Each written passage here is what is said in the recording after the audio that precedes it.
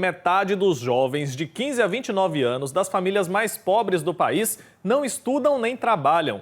Pela primeira vez, o IBGE mapeou os chamados NEM por faixa de renda e constatou que nos lares que representam os 10% dos domicílios mais pobres do Brasil, quase 50% dos moradores dessa faixa etária não estão estudando e nem trabalhando.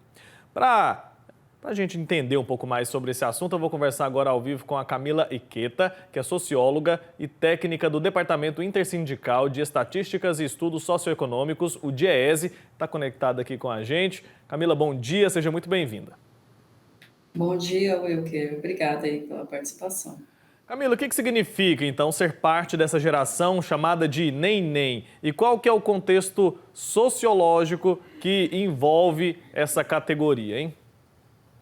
Bom, Wilker, a gente está falando de uma grande parcela de jovens brasileiros, né, que estão numa situação de grande desigualdade, né? A gente está falando desses jovens que ficaram popularmente conhecidos como jovens NEM, né?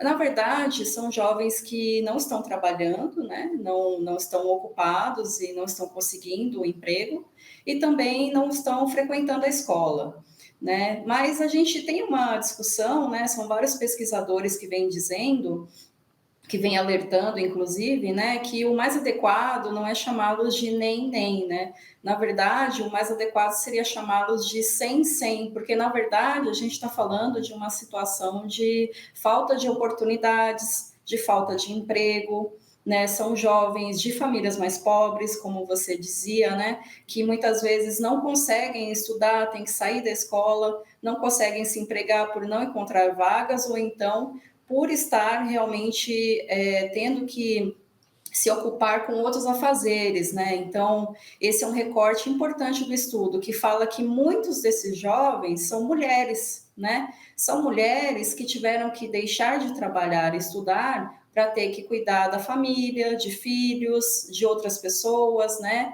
Então, esse papel, ele acaba sendo direcionado para as mulheres, né?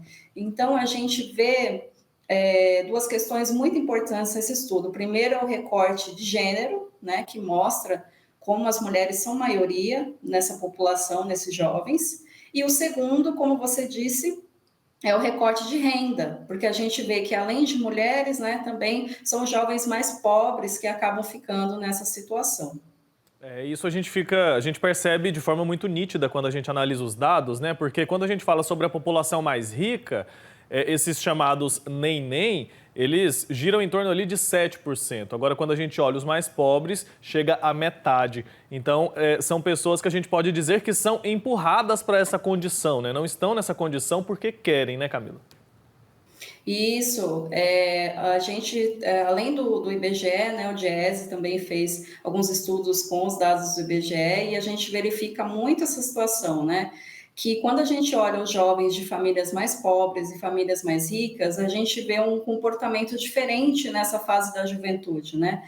Então, enquanto os jovens de famílias mais ricas, eles estão se preparando, estudando ali na escola para ingressar no ensino superior, adiam a fase do trabalho até, né, para conseguir um emprego mais adequado às suas necessidades, os jovens de famílias mais pobres, eles são empurrados para o mercado de trabalho, né, muitas vezes deixam a escola, né, inclusive, e a gente sabe que quando os jovens entram no mercado de trabalho, é muito instável, né, são empregos que tem muita demissão, né? São empregos com altas jornadas, baixa renda, né? Então, muitas vezes o jovem acaba sendo demitido, sendo levado novamente à situação de desemprego.